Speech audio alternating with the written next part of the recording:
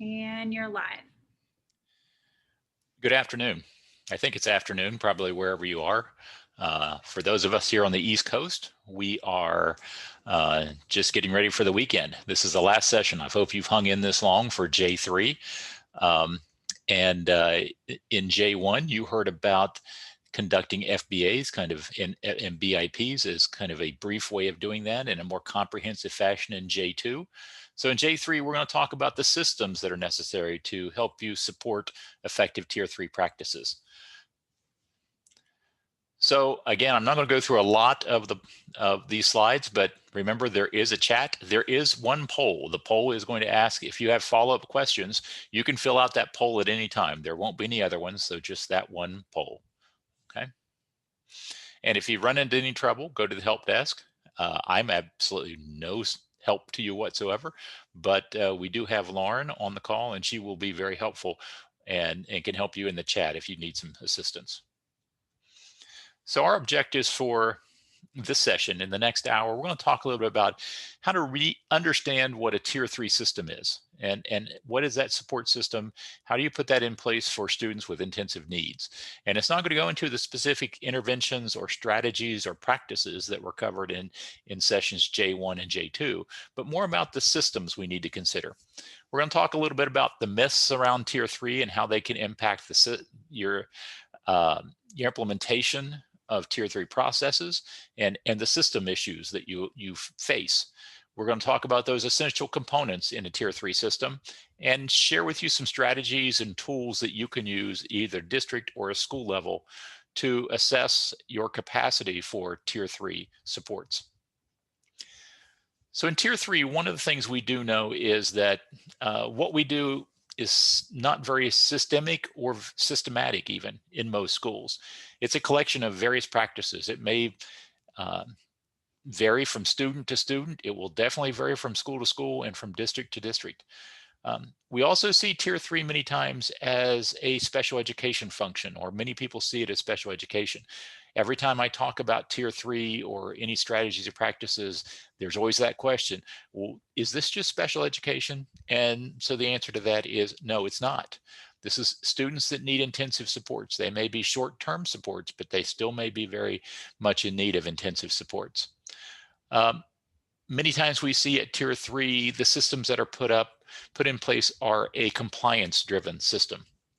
We check off this box, we met all the requirements of notification, we met these timelines, we're doing really well. What we like to talk about is a Tier 3 results system. That means, are you producing the kind of outcomes you should? Are you implementing with fidelity? Are students improving? So we're going to talk about a system that does that much more than a system that's about compliance. So we're going to talk a little bit about some myths that may impede your implementation. What I want you to do is in the chat box, we're going to go through some myths, and each of them will have a number on them. As we're reading through the myths, just type in the numbers, pick one or two that are your top ones that would that you hear or impact your experience working with a school district or with a school that are implementing Tier 3 supports. So the first myth is that students must progress sequentially through each tier. Student has to receive Tier 1 before they move to Tier 2, and then Tier 3 before they move to Tier 2 before they move to Tier 3. Okay. The second one, Tier 1 and 2 must be in place and perfectly functional before we start Tier 3 supports. Tier 2 supports are not necessary anymore once you get to Tier 3. Tier 3 may only be implemented by experts. So all staff should become experts in Tier 3 assessment, intervention, and implementation. Students in need of Tier 3 have either significant academic defects, deficits, or externalized behaviors, and those deficits or behaviors are rooted in the child. Conducting diagnostic of functional assessments always lead to very high quality Tier 3 supports. Number 7, most Tier 3 interventions are complex and difficult to implement. We just need an easy menu of interventions to choose from. Number 8, Tier 3 data collection is difficult, if not impossible, to accomplish, especially with fidelity. 9, I can't implement a behavior intervention plan in a class with 20 plus other students. 10, do I just keep implementing the BIP forever? As a teacher, this is 11. Am I responsible for everything this student needs? Everything this student needs? 12. Special education is a tier 3 intervention. 13. Compliance is all we need to be concerned about at tier 3.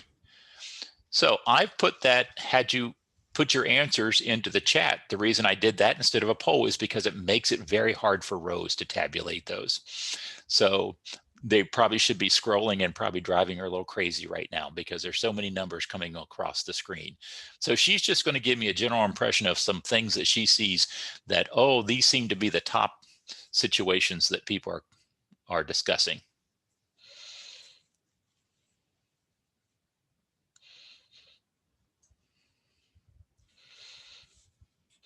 Rose, you're able to give me a summary? I can make up one. That's fine. Love it. I love, there is one person who said that every single one of these, all of them, Stephanie, thank you. I laughed at that.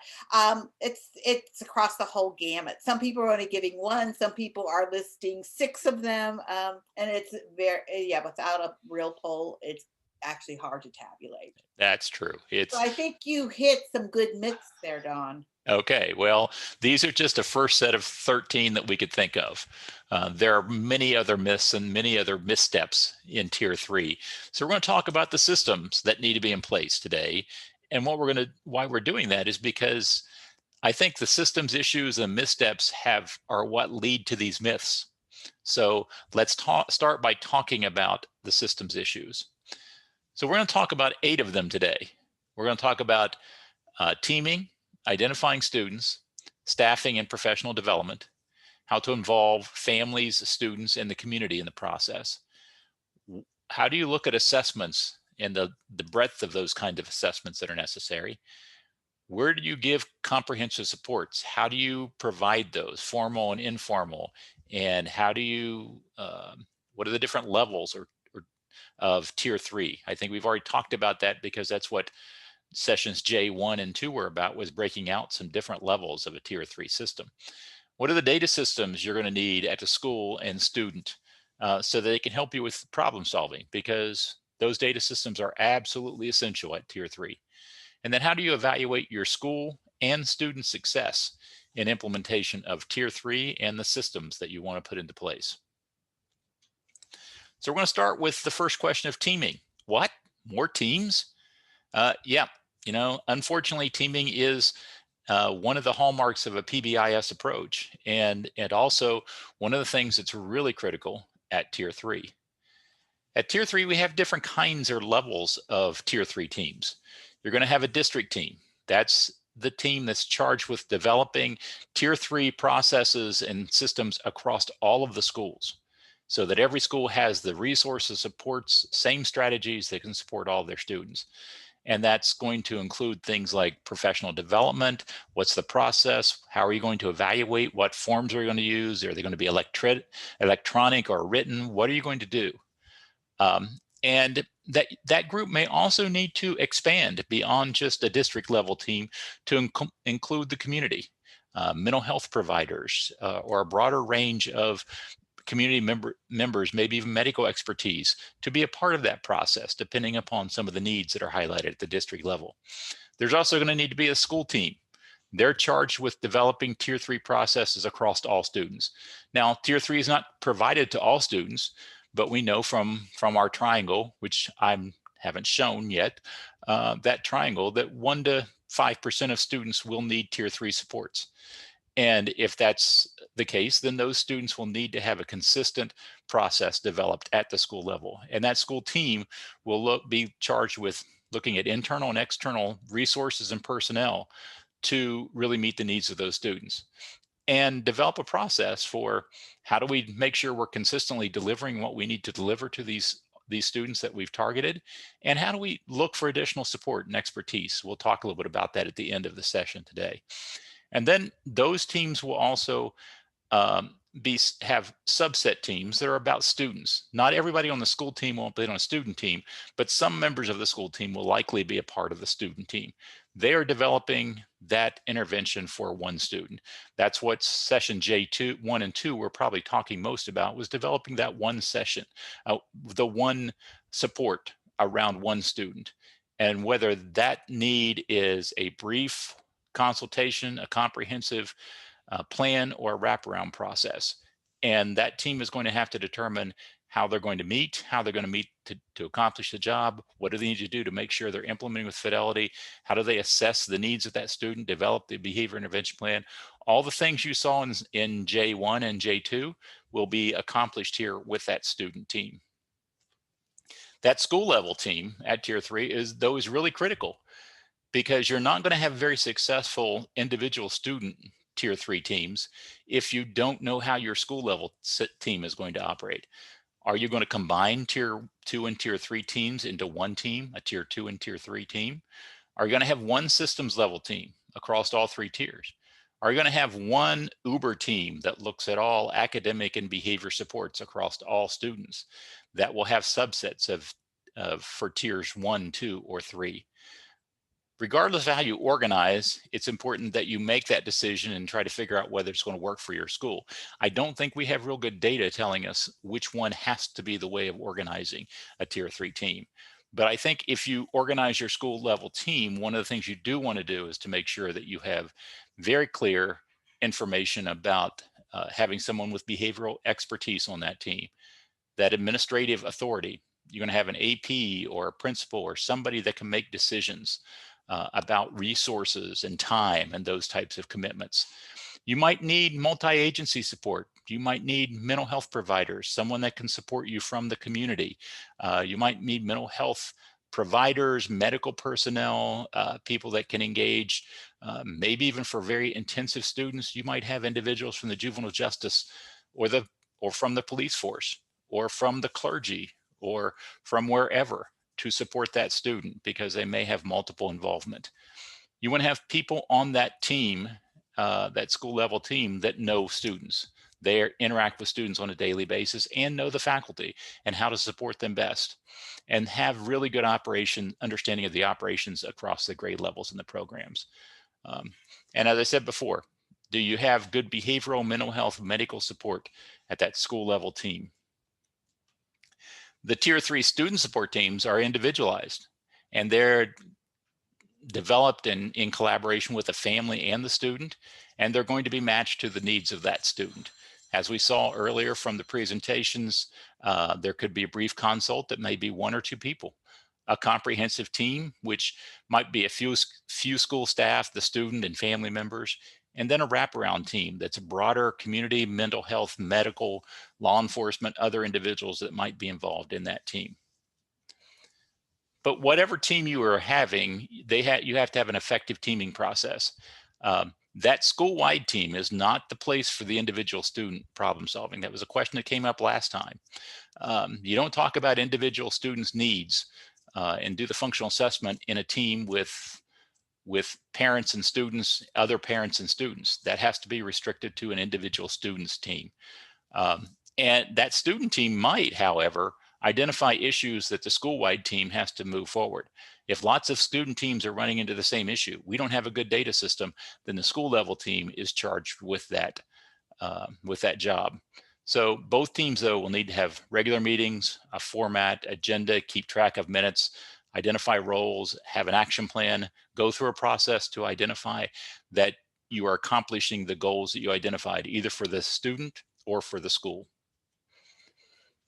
So in addition to identifying students, we are going to talk about, is there one tool that can do that? Is there one way of showing that students need Tier 3 supports?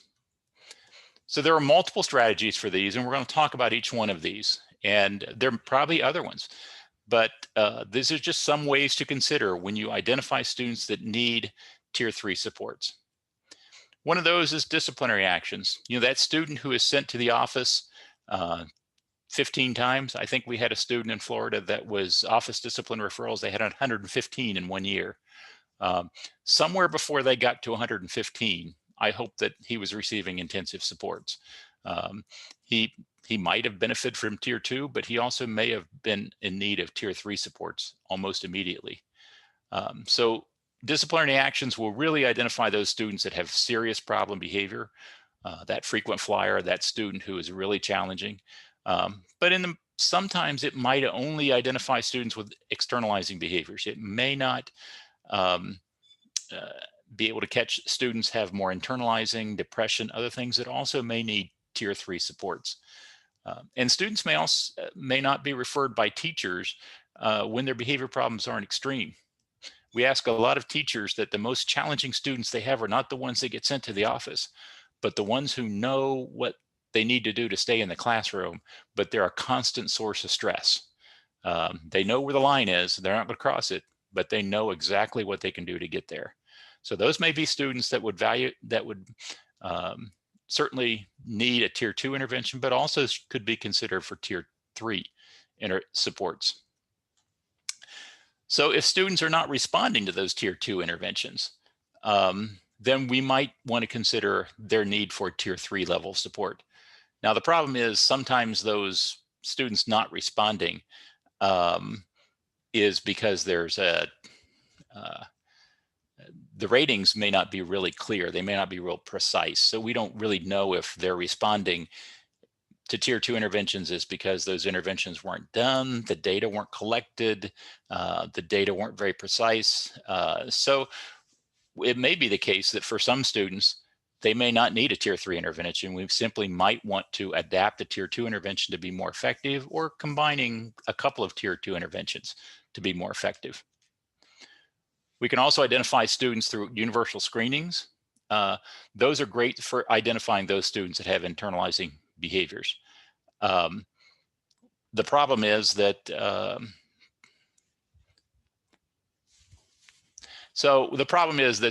we can't, universal screenings are sometimes difficult for schools to do and sometimes difficult for districts to commit to. And students underreport those systems sometimes. EBD students may underreport their systems, and even teachers may underreport. And teacher nominations are good ways of identifying students that have needs. They're very, very effective, but they catch about 75% in our experience of students that really need intensive supports. So there's still 25% of students that may not be identified through a nomination process. So you can also look at identifying a checklist of symptoms. Another way of looking at that is students that cry, the student's name, the student reports of being afraid, isolates, fatigues. Again, just a checklist provided to teachers can be a way of identifying students that may have more intensive needs that should be addressed. There's also another way of undiscovered students. This is a strange way of saying it, but I like the way they discovered it. Or described it. Sometimes in our virtual environment of education, there are students who are falling through the cracks, and teachers may identify students they're not having any contact with. And we've got to have a way of gathering those in a school-wide database and making sure that they don't have tier 3 needs that have to be addressed. Those may be mental health needs, they may be behavioral needs, but there also may be intensive needs that may have to do with internet access or food or freedom from abuse, any of those kind of things in the environments that we're operating now. So we want you to think about using multiple strategies to identify students for tier 3 supports, and think about utilizing more than one. At a school level system for supporting students or identifying students, don't rely on just one of these. Consider 2 or 3 different ways of identifying students. As you can see, they all have some strengths and weaknesses or concerns. So another thing about this system that we're talking about at tier 3 is that we have to have a system for staffing and professional development. So it does take a village. We have to be very clear that supporting our students requires us to have professional development for our staff across multiple levels. We've got to be able to select The personnel that will be involved in FBA and BIP processes at Tier 3, they've got to have really good practices. They've got to have good policies. They've got to receive training on those. They've got to, as Rose was describing, they've got to be coached very clearly. And we'll talk a little bit about the different kinds of coaching and different levels of coaching. But when Rose was talking about in the PTR process, there's a very clear coaching process for coaching a school team through that process, but there's also a process of coaching the coach or the facilitator through that process. So how do we make sure that we have the personnel in place to support students? We want to make sure we have support team members, the interventionists, educators who know the student, other staff, and realizing that they all may have different professional development needs. We'll talk some more about that. And our goal there is that all of our staff know what their role is in this process. They know what to do. They know what they can contribute to a Tier 3 process and how they can support each student most effectively. So at the organizational level at Tier 3, we want to make sure we have great leadership and management at Tier 3 at that school level and even at the student level, because that will help us know what to do, why we're going to do it, how we're going to use and get assistance when we need it. So that leadership team and management team is essential for that. The professional development piece is essential to know how do we do it. So maybe a school psychologist or behavior specialists or behavior analysts have a lead role in facilitating that FBA BIP process at Tier 3. Well, they're going to need a different level of professional development than a teacher might. A teacher's role might be, how do I participate in that process? How do I utilize a simple data system that I can use across students in Tier 3 systems versus I'm expected to do the entire FBA BIP process on my own. And then finally, how do we change and promote more effective environments? We've got to make sure that what we're doing at Tier 3 is easy and not difficult for folks to do. If Tier 3 interventions are difficult, challenging, hard for a teacher to implement, they're not going to be done. They're not going to be done effectively and with precision that's necessary. So one of the tools, and I think it's in the forms that you have available to you, is a Tier 3 IC map. This is something Rose developed a while back, and I wanted to share it with you because I think it's a great idea. It's a tool used to identify professional development needs for folks that facilitate an FBA and BIP. So at a school level, what you're doing is, it could actually be at the district level too, is checking to make sure that those individuals facilitating that process have the skill sets that they need. It can be used at a baseline measure. It can also be used for ongoing assessment to identify areas of strength and need and kind of how to address some of those areas of needs most effectively, and can be used in multiple different ways. This is just one example, has multiple questions in it or components. The first one's interpersonal communication skills, collaborative process. So you can see it goes through 3 or 4 different skill sets that a coach or facilitator would need to be effective in this process.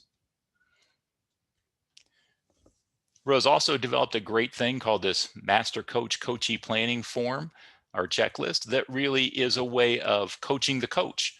So someone's facilitating a process in a school, facilitating a FBA BIP process. This is a great way to make sure they know what they're doing and that they're doing it with precision, because it's not just, oh, we pull a team together and then we talk a while.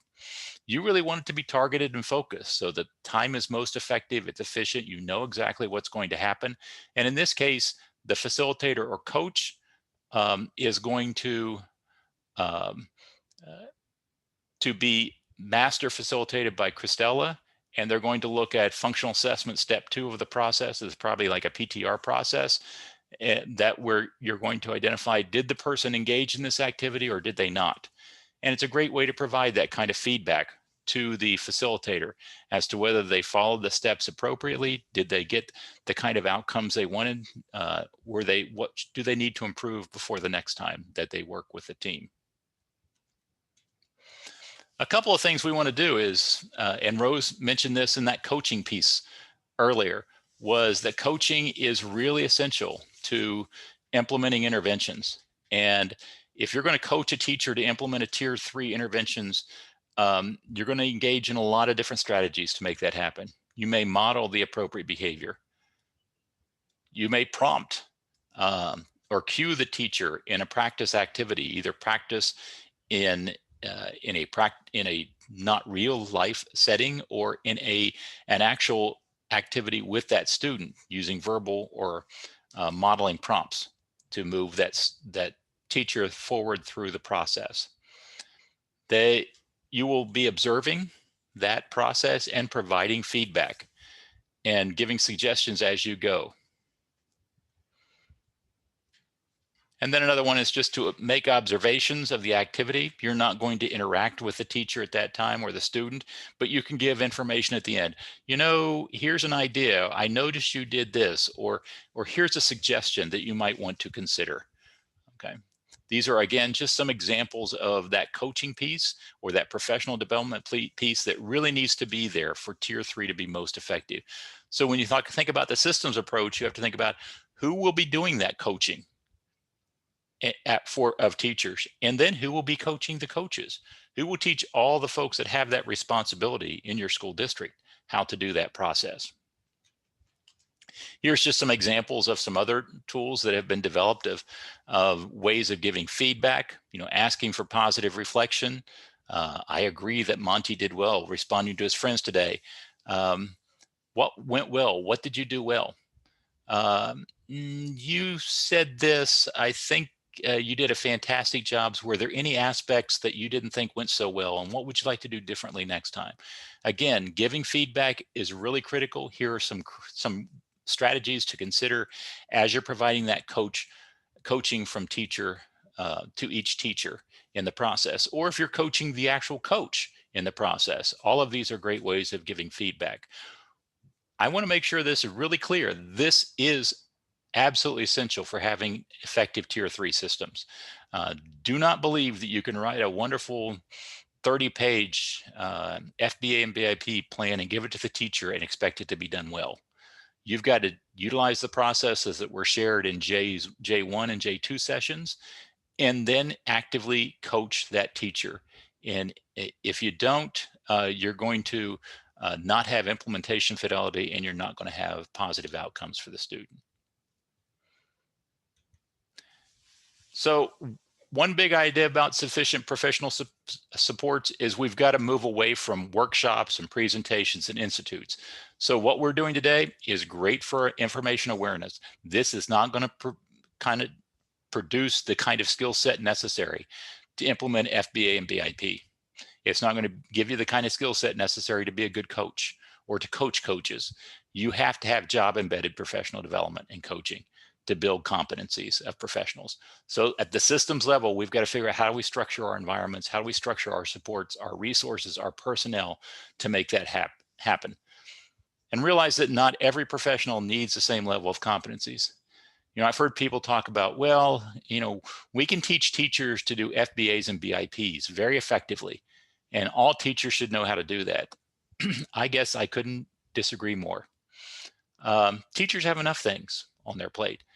And if truly the number of students that need a functional behavior assessment and a behavior intervention plan is maybe 1 out of 20 in a year's time, that teacher's not going to have enough experience every year doing that process to do it well. There are individuals in the school that need to do this and do it a lot in order to get really good at that process. So we've got to figure out how we organize our systems so that those folks get the most professional development to be really good at coaching and supporting and training. And then teachers and other personnel learn what they need to do to be a member of the team and to share ideas and do some basic things around intervention and data collection. Okay. So professional development will look at how do we assess the skill and professional development needs? How do we address the needs of professional development? How do we have a practice-based coaching approach? And how do we evaluate whether that's working or not? So when we talk about it takes a village, that village really is the village. At tier 3, we want to make sure that we are looking at all of the ways of engaging the student, the family, and the community. We want to talk about how do we involve families at tier 3?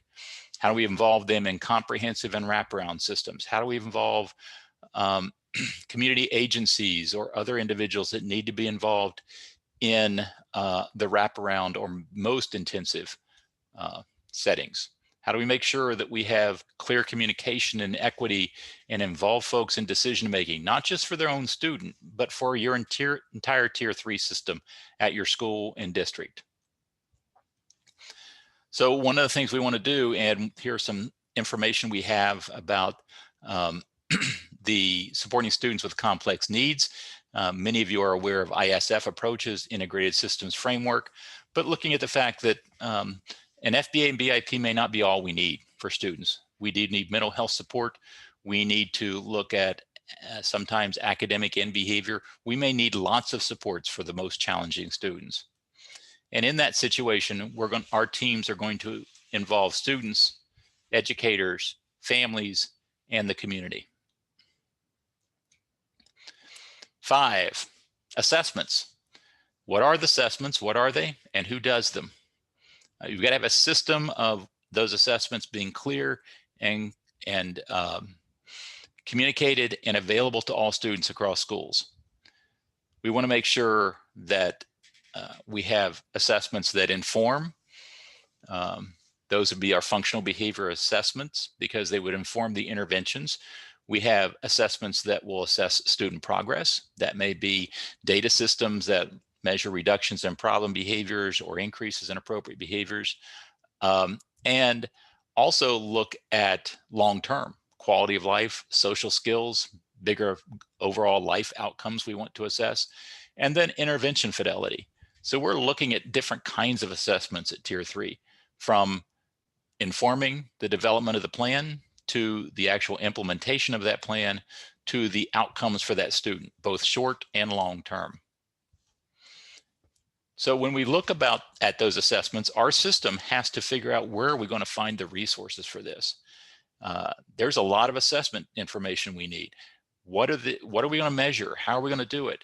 What forms are we going to use for assessments of either outcome measures or process measures or implementation measures? What things are going to be most effective?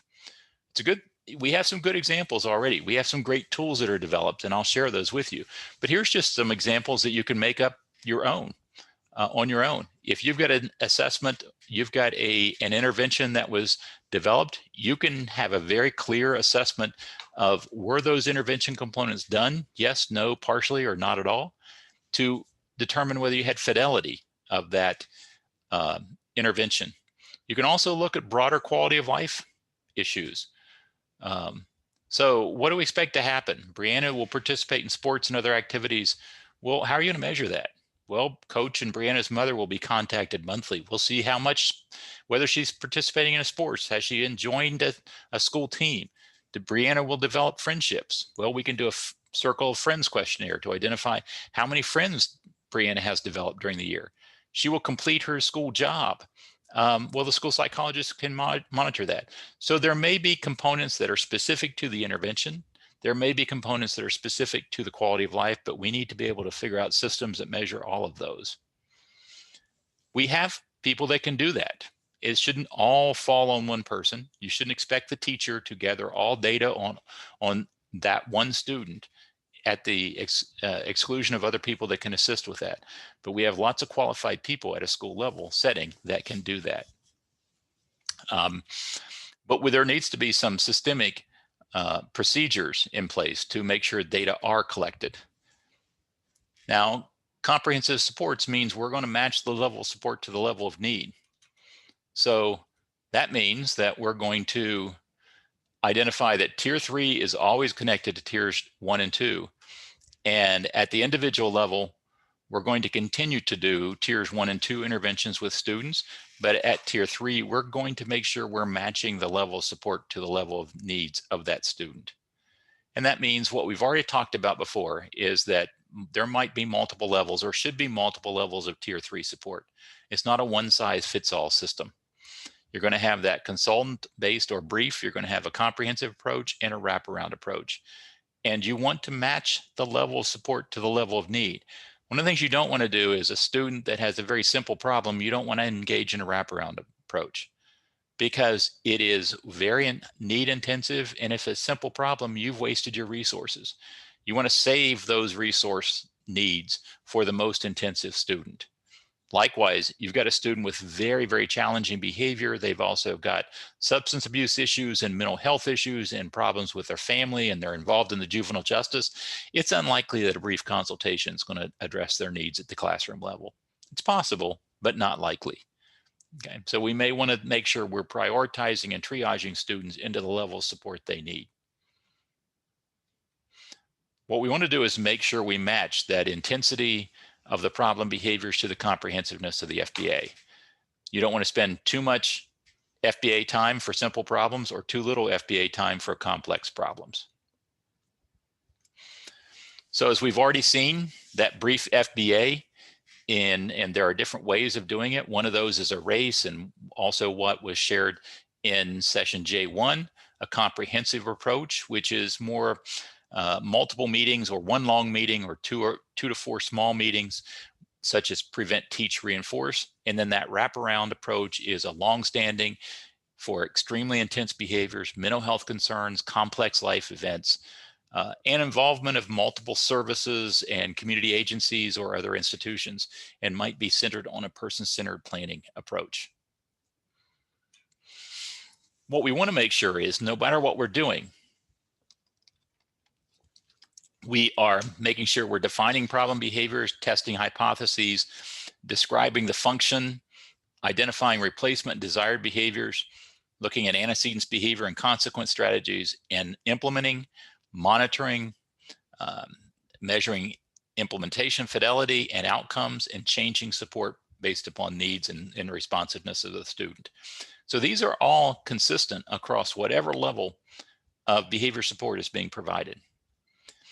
And as has already been shared, you're going to be looking at antecedents, setting events, behaviors, and consequences. And those were shared very, very clearly in the previous presentation, whether it's at an entry level or brief FBA BIP process, or a more comprehensive, or even a wraparound type of approach. Rose presented a much better picture of this in her presentation. So if you want to look at the continuum of tier 3 across levels, pull her example in because it's much prettier. But basically the teaming, FBA, BIP, and progress monitoring and follow-up are all components no matter what level of tier 3 support you're providing. The team's going to look a little different. The FBA process is going to look a little different. The behavior intervention plan may not be quite as involved, and the data may look different. But you're going to have all of those components no matter what level you're providing at tier 3. And then data systems. Do we have the data we need to use for problem solving? Do you have a data system that does the following? This is both for a district and a school. And this is a really difficult one for folks to take a look at, I think, because I think as we go through this, you're going to realize we can't do that. We don't have those kind of data. And maybe those are the kind of questions we want you to start asking. First off, do your data systems allow you to identify the students that need tier 3 supports? And are you using multiple sources of data to identify those students? It's not just students with lots of ODRs. Do you have a way of data system that will provide your baseline data? So you'll know the students that are at tier 3 are doing before and after intervention. And do you have a way of drilling down into those data for individual students and groups of students? So you can see how's our students in Smith Elementary doing compared to all the other elementary schools? How are students at 6th grade that are on tier 3 interventions doing compared to students that are at 4th grade? What about categories of students? What about our EBD students or our students with autism? Are they having the same kind of outcomes? Are the classroom settings they're in, does that make a difference? Whether they're in self-contained or an inclusive setting, are they having better outcomes? Do our data systems allow us to really look at fidelity data? Not just fidelity of how are we doing at setting up our systems, but how are we doing at implementing individual behavior supports for individual students? And can those systems even tell us whether the specific problem behaviors are working or not? I mean, specific interventions for problem behaviors are working or not. Are the replacement behaviors we're teaching, are we doing a good job of that? Are we doing them with high fidelity, or are we just doing crisis management with our students and not really doing the preventative or teaching components that we need to have? And knowing which interventions are being implemented. Are we spending our time doing crisis intervention when we should be doing those parts of a prevent, teach, reinforce strategy that Rose was sharing earlier? We need data for all these kind of decisions, and I'm going to share with you some examples of some of those data systems that do exist already that could assist us. So at tier 3 problem solving, we need at least to know that there's a fidelity of the support plan implementation and the impact on student outcomes.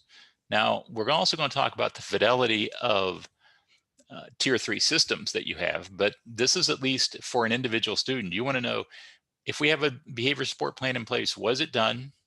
Was it done as much as it needed to and with the quality that it needed to be? And did it have an impact on their outcome? And we sometimes will need to do deeper analysis for disaggregated data. We want to look at, are all of our students having the same success? I'll share a few examples of that with you.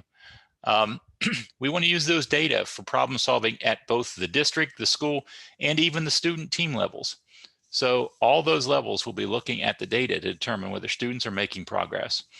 And those data will be used to track whether students are being successful, either individually at the entire school or across the entire district. So what we want to do is use those data to make informed and intentional decisions about the critical components. And as I said before, we're going to look at outcome and fidelity data, but also systemic data. That's, are we implementing a good tier 3 system and the tools we have to measure those? So if we're going to look at data to use for problem solving, we need to make sure we get the right people that can use data. We've got to have someone that can identify, develop, utilize data collection systems. There are wonderful data collection systems across all 3 tiers, even at tier 3. Swiss is one of those. We have one in Florida that we use ourselves that can provide those kind of data. But we want something that's not haphazard and can allow us to make decisions across students, across settings, across schools, across the entire district. We need people that can collect those data, people that can enter those data into the computer, and sometimes folks that can pull those data as we need them and can run reports to gather information that we need. Those data are going to be necessary by the team, either the school level team or the student level team, to look at and summarize. And they need to be formatted in some way so that folks can understand what's happening. That's where our graphs or other visual displays are going to be really important. So we have to determine, well, are we going to collect our data on forms, or are we going to collect it on electronic measures? Are we going to have protocols for how we go about doing things? How often are we going to collect data? Is it going to happen 24/7 for a student? Is it going to happen throughout the entire school day? Are we going to select some prime times of the day that are most problematic? Those are all questions that have to be addressed and measured within that system. So all those data systems allow us to make this question: did we do what we planned to do, and did it work? So at the district level, here's a tough one for you to think about. Those of you that are involved in tier 3 processes, how many students receive tier 3 support? So when I work with a district and I ask them these kinds of questions, they might say, we've got really good tier 3 systems. We've just got it. And I'll ask them, so how many students receive tier 3 support? Well, I don't know. I said, how would you find out? Well, there's no way we'd know that. Okay, then I don't know that you've got a really good tier 3 system. Were students successful? In other words, if you can identify that 500 students are receiving tier 3 supports, how many of them are improving? How many of them are getting worse? How many have been on that system for years with no noticeable change? Were they all successful? Or did we have disability types or different kinds of students or ethnicity or the type of program a student went really determined whether they were successful enough? We've talked a lot through this forum about equity. This is an important point. Are Black students, are they being successful on Tier 3 interventions compared to all other students? If not, we've got an issue that needs to be addressed. And then we can also, at the district level, we have to evaluate not just students and outcomes, but also the outcomes of our training, the outcomes of our coaching. Do we have the right people with the right expertise to make this system work? Those questions then fall down to the school level. Again, how many students receive Tier 3 supports? Did we implement what we said we were going to do with integrity? In other words, if students had behavior intervention plans, were they done well? Not just developed well, but were they implemented well? Were those students successful? How do we determine if they were successful? Did it match all subgroups, or were there groups of students that their outcomes were not equitable? And then, do we need to do more training, more coaching? Do we need better expertise? What kind of supports do we need at the school level to make this work better? And again, a lot of those same questions fall right down to the student level. Did that student get what they needed? Did we implement? Was that student successful? Do we need to make changes? Do we begin to continue to maintain what we're doing, make changes, fade out our supports? So at a minimum, at Tier 3, we've got to have systems that measure our tier 3 systems. Are they working? Do we have good fidelity of support plan implementation? And then do we have good impact on student outcomes?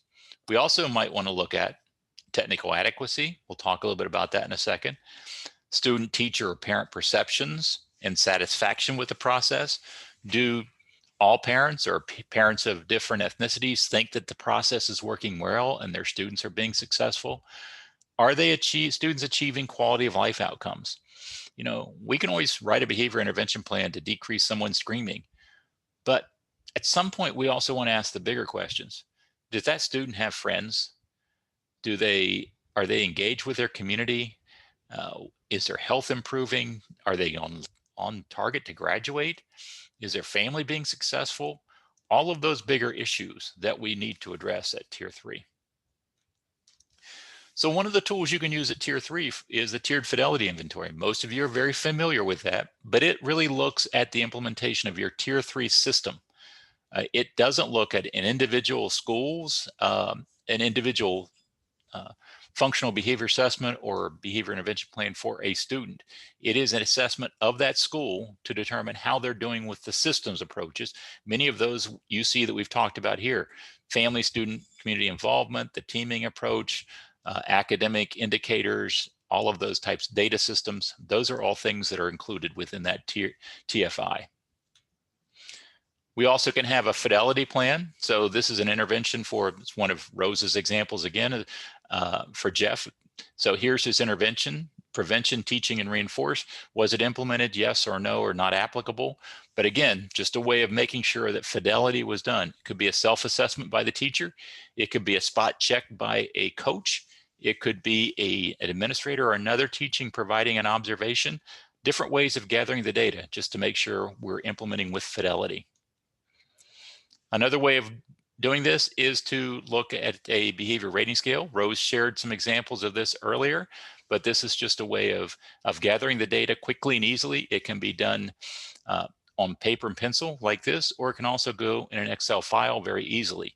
That would give us some nice graphs that would look something like this, telling us that here in an evaluation system for this student's hitting, we can see the baseline measure was totally decreased from highs of 4s and 5s to lows of 1 in that behavior rating. We also can look at similar things of positive behaviors we want to evaluate, moving from sometimes not occurring at all or a score of a 1 to very high scores after intervention. We can also do that within our data system. 5-point scale is something that can be used in Swiss. We can use it in Florida too in an Excel file or within our Florida data system, where we can keep track of an intervention line, we can also keep track of a target line to determine whether the student is making progress. We can see that we've just started the intervention a few days ago, but they're not making progress so far. And maybe we need to consider some different changes. Or maybe we'll let it go for a week or so and just see if that student starts to respond to that process. At the school-wide level is something we've talked about. Does your data system allow you to look at your overall tier 3 and determine whether the interventions you have in place to teach appropriate behavior versus problem behavior? So if you can identify students that have problem behavior and you're teaching students with appropriate behavior too, which systems are working well? Students are making progress on one part of those systems, but they're not making progress on problem behavior. We can also look at breaking it down even further to prevent, teach, reinforce, or reductive or crisis types of interventions. We can see that students in this case are not making progress on reinforcement or reductive procedures, but they are doing well on prevention and teaching strategies. And further analysis of that by the student progress by specific populations, we're able to look and see we have a problem. All of the white students in this school are making progress, whereas our other ethnicities are not making sufficient progress. Okay, very important thing to be able to take a look at. And we also see that only general education and female students are making progress in the systems that we have in place. We can also look at each of those strategies to determine the percent of students that are enrolled, what are their scores on their intervention strategies from 71% to 57% to 42%. We can also look at the percent of students that are enrolled, what are their scores for 9th, 10th, or 11th grade. Okay. And another thing we can look at is, in addition to the actual data on outcomes for students, is the technical adequacy. And this is an FBA BIP tool that Rose developed with some other researchers. And this is a tool that will allow you to take some sample FBAs and BIPs at a school setting or even at a district setting and determine whether they're of high quality. So they ask some very simple questions and we're able to evaluate those questions on a scoring guide. There's a 2017 example of the TATE and a scoring guide also in the tools or the forms drop down thing on the computer. You can go ahead and access those there. This is an older version of that. I think Rose revised this in 2017, and I like to call that, since it's the revised TATE, it's the Tater. I tell that one every time I introduce the TATE. So here's an example of the scoring rubric that you would have in place, or this is the older version of it, but it lets you know how do you take the tools you're evaluating to determine if they're high quality. And then you'd be able to look at within a school district or within a school itself, after you look at enough of these, you would be able to see, do the FBA and BIP scores match? Do they provide really good overall assessments? Are they doing good behavior intervention plans? You know, I've been in schools where the FBA and the BIP said, here's the behavior intervention plan. I tell him if he does it again, I'm going to suspend him. Okay, that one's not going to get very many points on the TATE. But we can see here that some, in this case, the mean percentage was 67, the BIP was 47, and the total domain was 57% of scores, again, on a 100-point scale. Now, every behavior intervention plan doesn't have to have every component in place, but they have to have some of them. If your district scores or school scores on an FBA and BIP are in the 5, 10, 20%, it's likely that you're not developing interventions in a BIP or doing good FBAs that will result in strategies you can even implement with Fidelity and will produce outcomes. So when do you evaluate tier 3? You do it at least annually. At the district level, you got to do it probably monthly at the school level. Your tier 3 monthly team needs to make sure that the processes and practices you're using and the system you're putting into place is evaluated on at least a monthly basis. And for each student, you're evaluating tier 3 at probably a weekly. Some students will meet even more frequently than that, but it's probably got to be at least weekly. You're checking in to make sure students are making some progress and not experiencing some things that might be detrimental to their growth. So the challenges that are facing schools are kind of threefold. One of those is we really have an absence of clear guidelines for developing a results driven tier 3 system that's conceptually systematic, it's practical, it's efficient. It's got to be easier to do. It's got to be effective. We've got to really have a good strategies for doing that. We have to make sure we have really good professional development so that we can train personnel in just what they need to know. Those that can implement the strategies, those that can train the strategies, those that can coach the strategies. And we have to have at the district level, making sure that we are implementing and sustaining those evidence-based processes and practices for all students. And here's some things we know from Florida. I'd hope there's some folks in Florida here, but when we say we know about tier 3 in Florida, and when we share this information, it's basically every place. This is what we see with tier 3. Most schools don't really have a tier 3 leadership team. The process in districts is very inconsistent. Sometimes there's two different processes for general versus special education. And it's always kind of, if you've got a good person on your campus, you're going to have a good tier 3 system. If you don't have that resource on your campus, it's not going to be there. District training's generally PowerPoint presentations.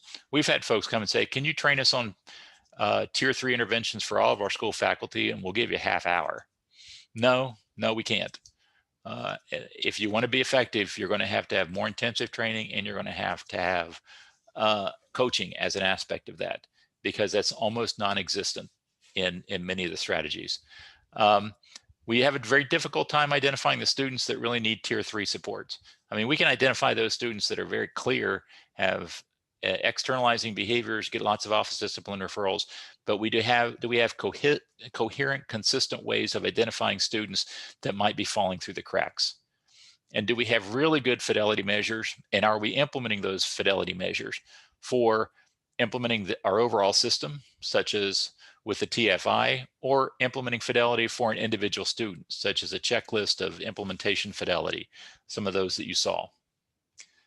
We also see that at tier 3, there are lots of struggles with systemic data systems. Do you really have something that goes across all of your schools and all across all students? Easy to use. Folks can implement those for measuring fidelity. They're measuring student outcomes. And when we look at utilizing the TATE to look at FBAs and BIPs, we see lots of problems. They don't have really good data. They're not paying attention to antecedents and setting events. Sometimes they'll have an FBA that's not at all connected to the BIP. In other words, the function doesn't at all direct what's being done. They may have a checklist of that's used for every student of interventions, and it has nothing to do with the FBA that was identified for the students. And overly identified on consequences, and many times also on crisis. Use of restraint and seclusion is an example of it. Use of restraint and seclusion is an exemplar of a tier 3 system that did not work or is not working, because a tier 3 system should have better outcomes and better strategies that work for that student than reliance on restraint and seclusion. Okay. So we want you to think about district-wide tier 3 processes and school level processes. And we want you to think about what you need for development, training, professional development, data collection, and what that district level team needs to do, and the things that need to happen at the school level as part of your tier 3 system.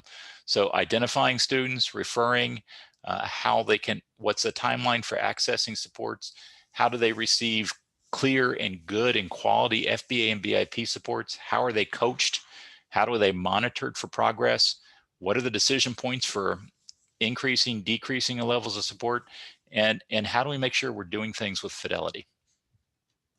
Here's just an example of a consistent tier 3 process at a district level of again, here's what happens. Here's how we conduct an FBA, and here's how we conduct our first behavior support meeting. And then here's what happens at 1 week, 3 weeks, and then 3 weeks after that.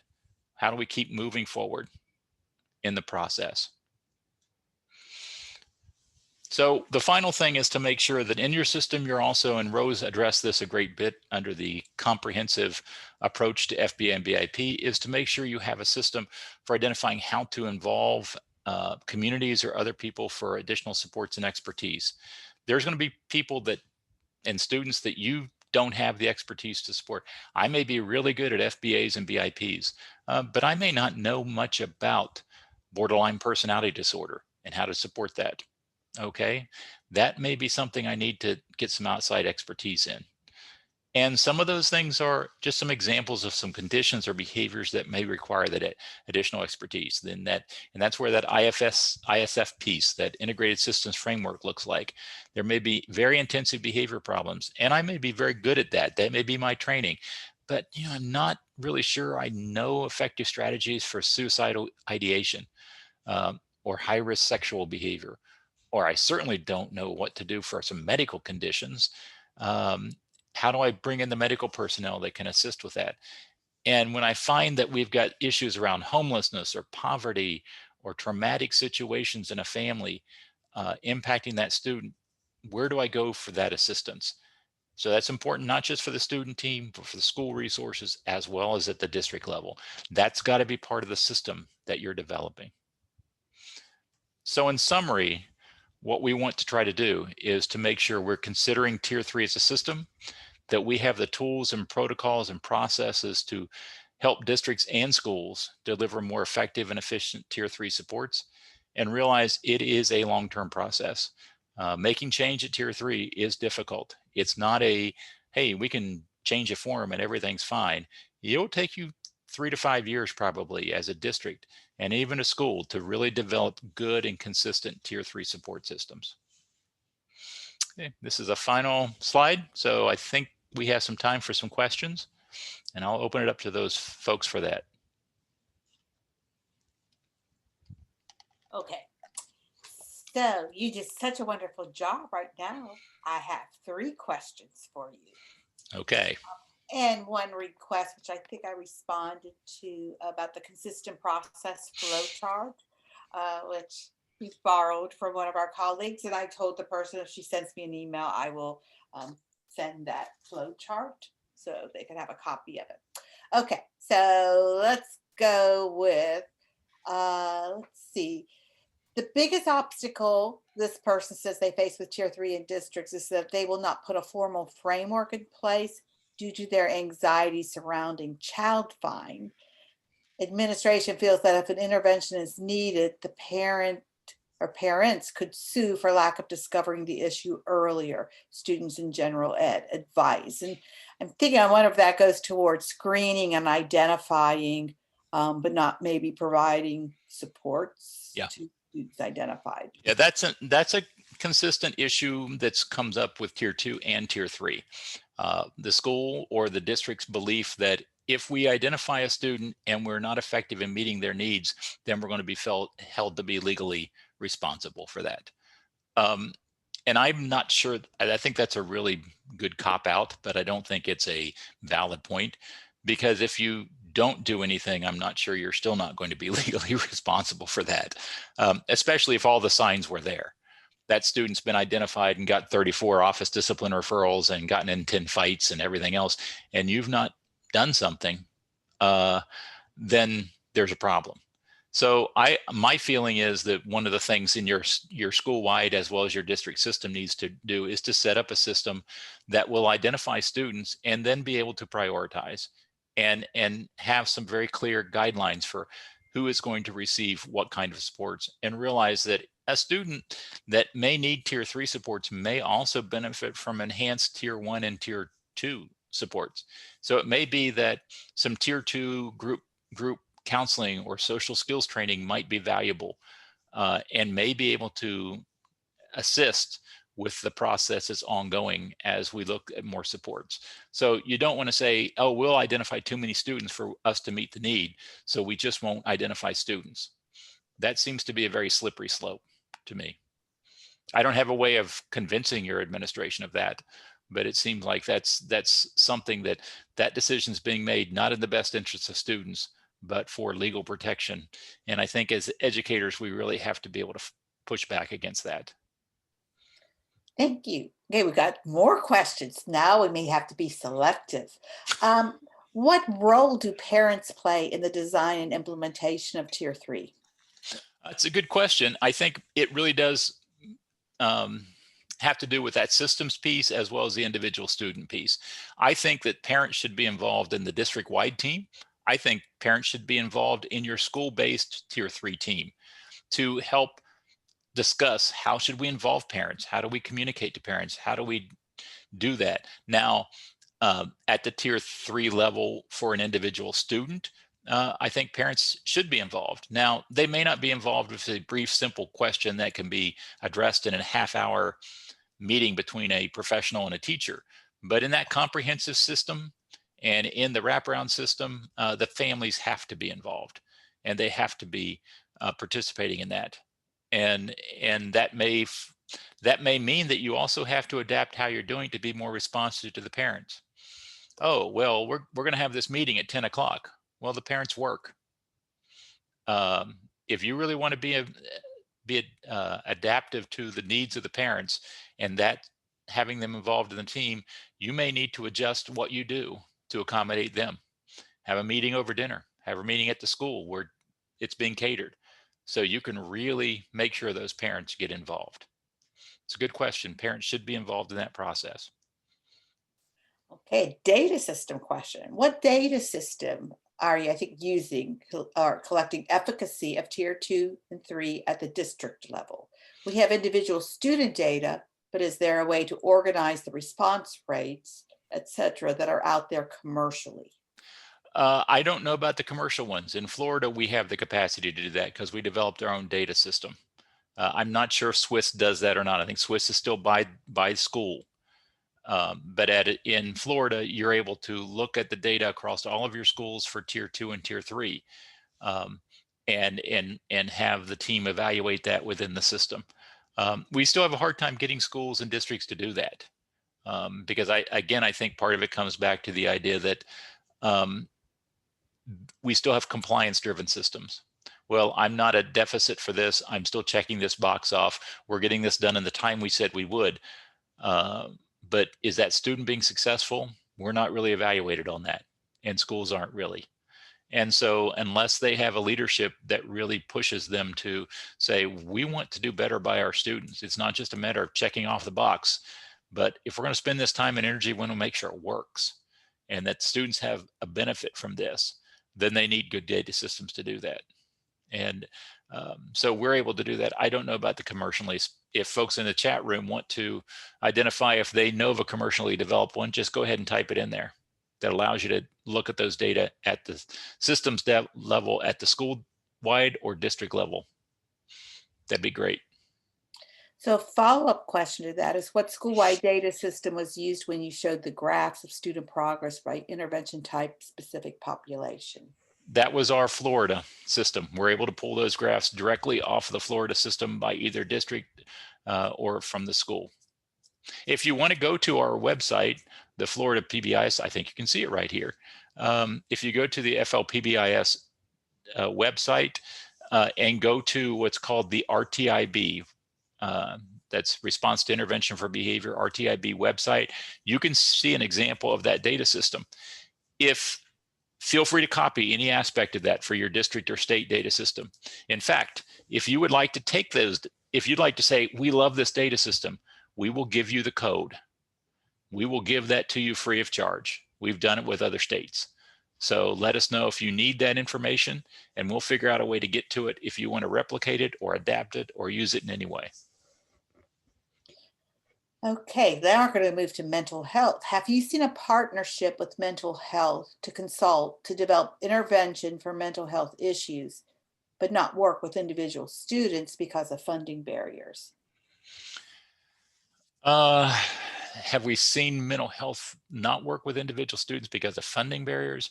Yeah, I think that's a major one. Yeah, I think although mental health agencies can can access Medicaid funding and other things, but not all students have access to that. But I do think we have some systems in Florida that we've worked with, ISS systems, that have done a great job of collaborating with their community mental health providers. And those mental health providers were really good at tier 1 and tier 2 types of supports, but it was a challenge at tier 3 supports.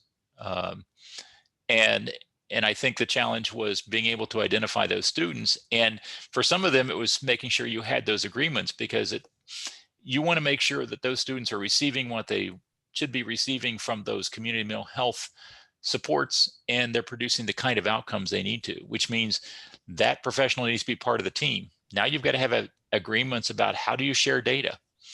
That psychologist, how do they share whether that student's making progress or not? Those are the kind of agreements and discussions that have to be put into place if you really want those mental health supports to be effective. Okay, another mental health issue. Love the focus on systems. I am thinking mental health needs such as anxiety, depression should be addressed in lower tiers, and BSPs, wraparound plans, may be needed for more intensive and complex needs. And she just wants he wants that confirmation of that. Yeah, I think that's basically the way it works. Wraparound is very intensive, and it's not likely you're going to provide wraparound for every student in your school.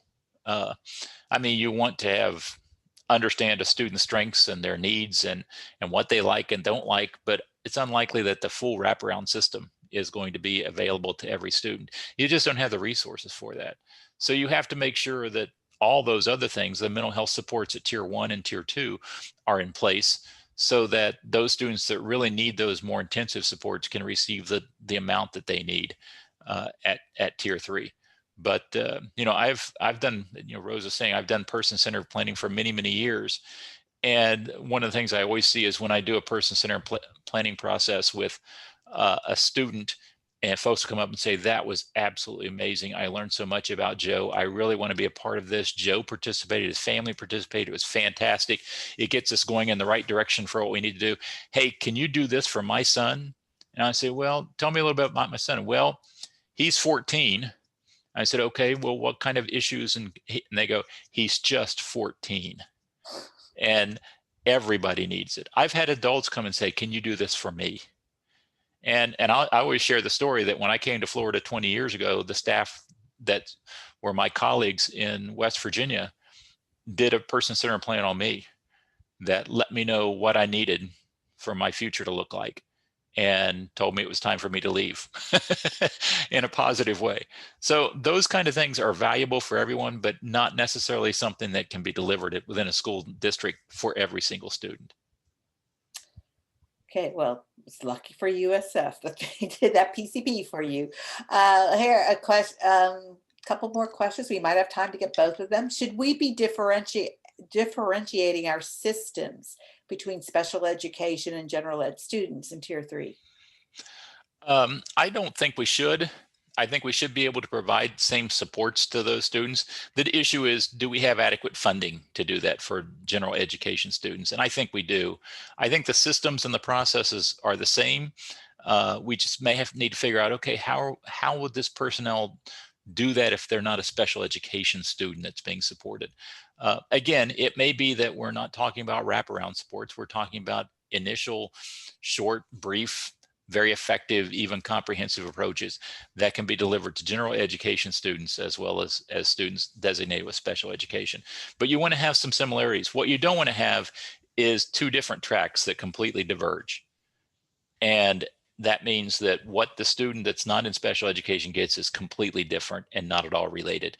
And the personnel and staff doing it may not be trained, they may not have the resources, they may not have sports, whereas students over here do have those. How do we make sure we're building a system that works for all students? Okay, one last question, and I think it might have been directed towards one of the other sessions, but I think you can answer it. During BIPs, do you have students be part of that process? What age would be appropriate for students to be able to participate in those meetings? It's a good question. Behavior intervention planning, I've had students as young as 3 years old in those sessions. Why? Because mom and dad couldn't come unless the child was with them. Now, honestly, in some of those sessions, I ended up taking the child to the playground, but the team went on and worked without me. But I do think it's really important to consider that, particularly as you're considering a student moving into middle school and high school. And again, because you're talking about at that point that wraparound process. Anytime you're using that wraparound process, I do believe that that student involvement, whether it's directly involved or somewhat involved by, like Rose was sharing in her session, of answering some questions about what they value, what are their goals, what do they want to see happen in life, is really essential. You've got to make sure that you're not developing something for someone, but you're developing, I think it's one of the foundations of a positive behavior support approach, is that you're developing that support with the person and figure out how to do that the best, meeting their needs and their desire to be involved. And I think we're wrapping up because there are no more questions and it's 4:45. Okay. Thank you all. Appreciate it. And make sure to do the evaluation. All right, thank you. I'm Thank you going all. to end the session.